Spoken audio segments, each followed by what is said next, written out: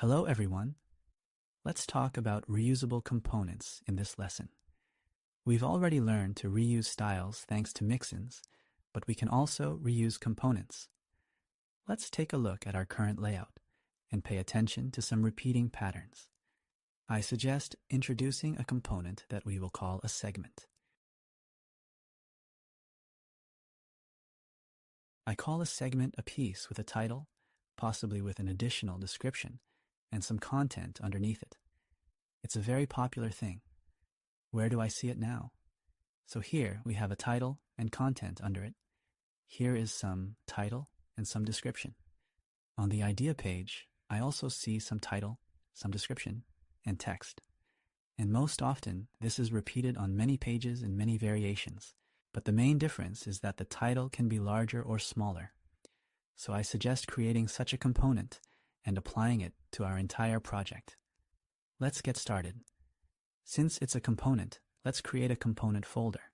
We'll call it segment. And let's create an index.eax file. I'll now insert the JSX of this component for you.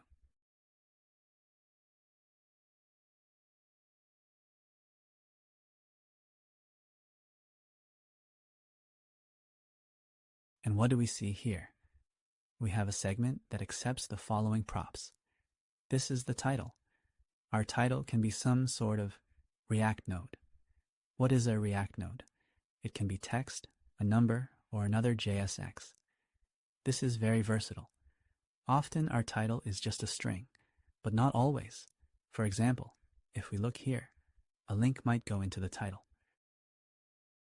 And a link is already somewhat of a component. Then we can have a size. And depending on the size, we will output either H1 or H2. We can also have a description, though it's optional. As we see, the size is optional, but actually it will always be specified because we set its default. Thanks to this, if we don't specify it, it will be 1.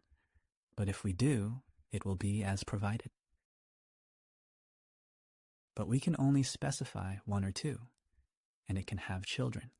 Children is the thing that gets passed inside.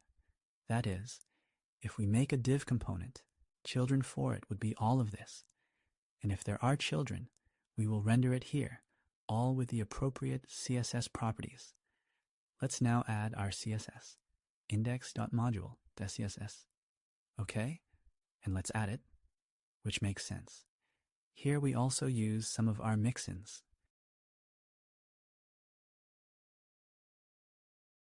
Just a note, previously, padding was defined directly in the mixins, but that's not really correct. So we will simply remove them from here.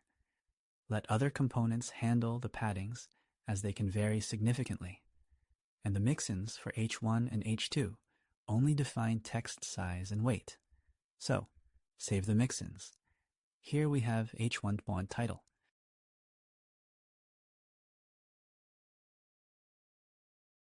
This means the H1 tag with the .title style will look like this, and the H2 with the same .title style will be different.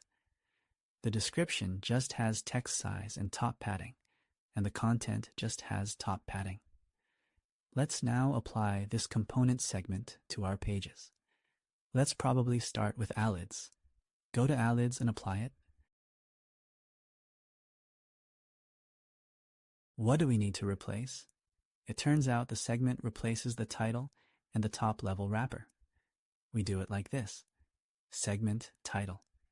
So we pass the title. The size will default to 1, so we'll have H1, children.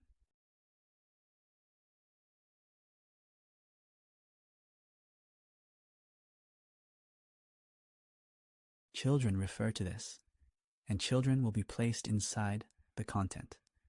Good. Let's save and take a look. Okay, alids are there. Nothing broke. But at the same time, we have styles that we no longer need. What do we see here?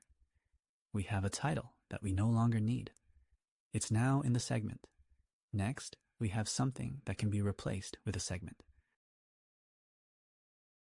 This is our list of ideas, or rather, its separate component.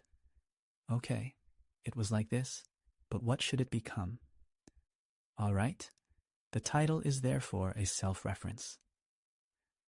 I'll remove what's on top later. For now, I'll just reuse and show this.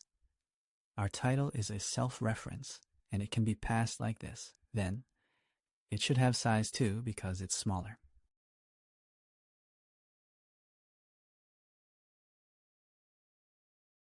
Yes, 1 is h1, 2 is h2. There, and it has a description. We'll just pass a text for the description. Just a text that we have stored right here. All right, so, and all of this, it seems we don't need anymore. Let's take a look. Okay.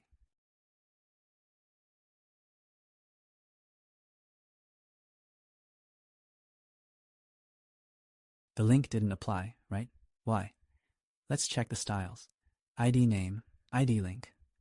Yeah, well, we also need to tweak the styles a bit. So essentially, we no longer have any ID name here. We only have ID and inside it, ID link. All right? Other classes are not needed.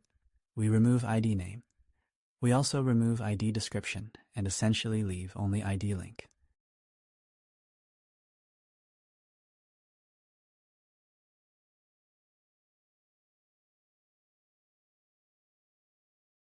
Let's see what we've got. Okay, the links are back in place.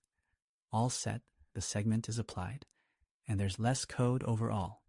And let's look on the idea page to see what we have. So, on the idea page, we also just need to add our segment. View ID page. So here, we just have a segment. It has a title, and a date ID and a name.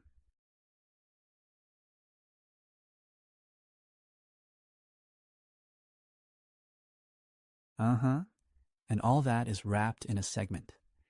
It also has a description. So, description. And in the description, this line is included. So, we can remove this. The text remains. Well, and accordingly, again, there are unnecessary styles.